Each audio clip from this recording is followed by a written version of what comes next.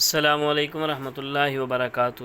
ہمارا کل جو لیکچر تھا ایمان بالملائکہ یعنی ملائکہ پر ایمان، وہ ہمارا کمپلیٹ ہو چکا تھا۔ اسی ایکسرسائز رہتی تھی، ہم نے آج کرنی ہے جی مشق، ایکسرسائز کرنی ہے۔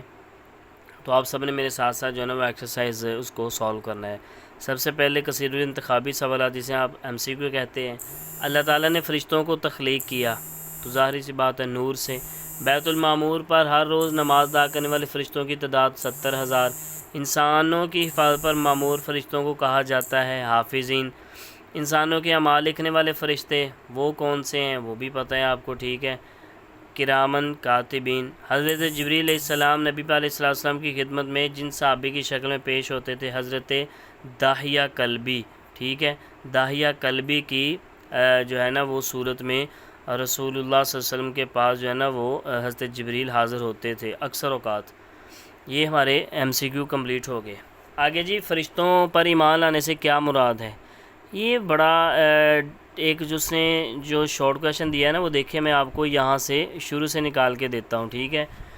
تو فرشتوں پر ایمان لانا کیوں ضروری ہے، یا فرشتوں پر ایمان لانے سے کیا مراد ہے؟ تو یہاں سے اس کا جواب شروع ہوگا کہ مسلمان ہونے کے لیے فرشتوں پر ایمان لانا ضروری ہے۔ فرشتوں پر ایمان لائے بغیر ایمان کے تقاضے مکمل نہیں ہوتے۔ پھر ساتھ آپ نے جو ہے نا وہ لکھ دینی ہے یہ آیت کا ترجمہ۔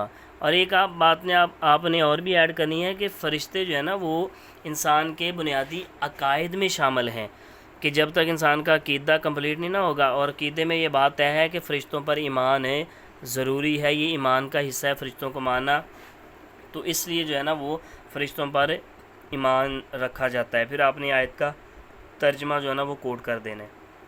اس کے بعد اگلا شارٹ کویشچن دیکھتے ہیں جی۔ اگلا شارٹ کویشچن ہے ہمارے پاس، فرشتوں کی کوئی سی دو صفات۔ بہت آسان صفات ہیں جی۔ فرشتوں کو اللہ تعالیٰ نے جو ہے نا وہ نور سے پیدا کیا۔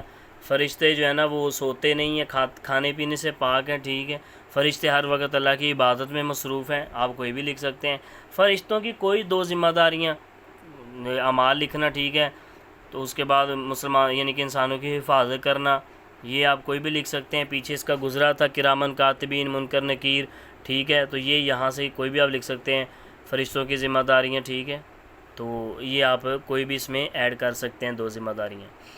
ایمان بالملائکہ کے حوالے سے قرآن آیت کا ترجمہ، دو آیات جو پیچھے گزری ہیں آپ نے ان کا دونوں کا ترجمہ جو ہے نا وہ ایڈ کر دینا۔ یہ جو دو آیات ہیں، ایک آیت یہ والی اور ایک آیت یہ والی، ٹھیک ہے، آپ نے ان کا ترجمہ جو ہے نا وہ یہاں پر ایڈ کر دینا ہے اس کے جواب میں۔ فرشتوں پر ایمان رکھنے سے انسانی زندگی پر کیا اثرات مرتب ہوتے ہیں؟ جی کیا اثرات مرتب ہوتے ہیں؟ یہ جی اینڈ والا، یہ والا یہاں پر جو ہے نا وہ یہاں سے لے کے آپ نے اس کو یہاں تک جو ہے نا وہ اس کا جواب لکھ دینا ہے، ٹھیک ہے۔ اس کے بعد جی اگلا لانگ کویشچن ہے، فرشتوں پر ایمان اور ان کی ذمہ داری، یہ پورا کمپلیٹ ہے جی، مکمل آپ نے اس کو لکھنا ہے۔ تو آپ کو ایکسرسائز جو ہے نا امید کرتا ہوں میری جو حل کی ہوئی ہے وہ بالکل آپ اس کو سمجھ گئے ہیں۔